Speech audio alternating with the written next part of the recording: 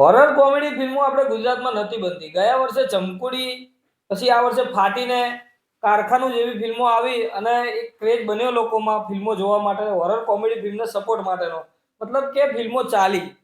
હવે next film આવે છે ફક્ત હોરર. ગયા વર્ષે એક ફિલ્મ આવી હતી દૈત્ય. એ મેં જોવાનો ટ્રાય કર્યો હતો કેમ કે મને હોરર ફિલ્મો વધારે ગમે છે. દૈત્ય ફિલ્મને એટલા શો નતા મળ્યા કે હું એ ફિલ્મ નથી જોઈ શક્યો. મને જોવાનો ટ્રાય તો હતો, તેનું ટીઝર મને સારું લાગ્યું હતું, છતાં પણ કંઈ વાંધો નહીં. હવે એક ફિલ્મ આવે છે જે રાજકોટનું વોન્ટેડ પ્લેસ છે. જો તમને ખબર હોય, રાજકોટથી કોઈ હોય તો તમને ખબર હશે, અવધ પ્લેસ એ વોન્ટેડ પ્લેસ છે કે ત્યાં એવી કહાની કંઈક છે. મેં જાણ્યું ત્યાં સુધી કઈ અલગ અલગ વાર્તાઓ મને મળી છે કે ત્યાં કોઈ છોકરીની હત્યા થઈ ગઈ હતી. એ છોકરી હવે ત્યાં કંઈક લોકોને પરેશાન કરે છે.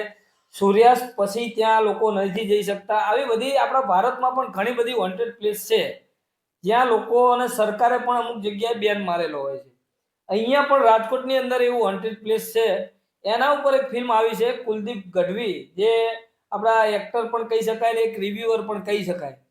જે ફિલ્મને ડિરેક્ટ કરે છે કુલદીપ ગઢવીના ડિરેક્શનમાં આ ફિલ્મ બનવાની છે. અત્યારે એનું એનાઉન્સમેન્ટ થયું છે અને પોસ્ટર એનું જાહેર કરવામાં આવ્યું છે.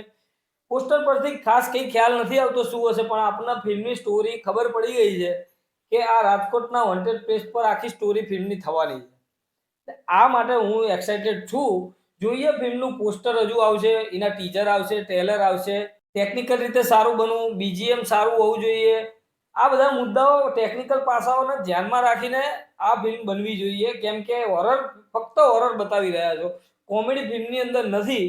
તો આ પાસાઓને ધ્યાનમાં જરૂર લેશે અને મેકર લેવા જ પડશે. એ પોસ્ટર કે ટીઝર જ્યારે બી આવશે ત્યારે આ માહિતી ચેનલ પર તમને મળી જશે. તમે આ ફિલ્મથી કેટલા એક્સાઇટેડ છો? ફક્ત હોરર ફિલ્મ જોવા માંગો છો કે નહીં એ મને કોમેન્ટ બોક્સમાં જરૂરથી કહેજો. મળીએ મિત્રો નેક્સ્ટ વિડીયોમાં નવી ફિલ્મ સાથે. ત્યાં સુધી ચેનલને સબસ્ક્રાઇબ કરીને રાખજો અને લાઈક કરી દેજો વિડીયોને. મળીએ નેક્સ્ટ વિડીયોમાં નવી ફિલ્મ સાથે.